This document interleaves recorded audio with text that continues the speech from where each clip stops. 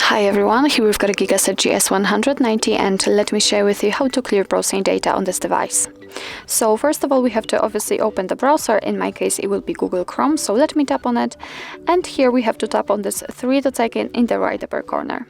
Now let's enter the history. And as you can see here, we've got the full list of all previously visited websites.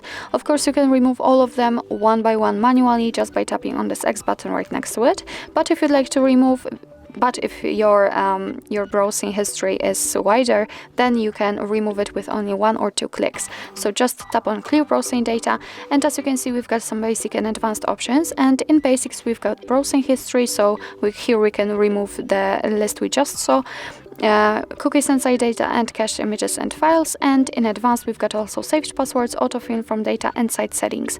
So if you want to remove something, just make sure that it is marked. So let me mark everything and change the time range from last hour to, for example, last 4 weeks. If you're ready, tap on clear data, and as you can see, we just got back to the history, which is right now empty, so it means that we just successfully removed actually everything.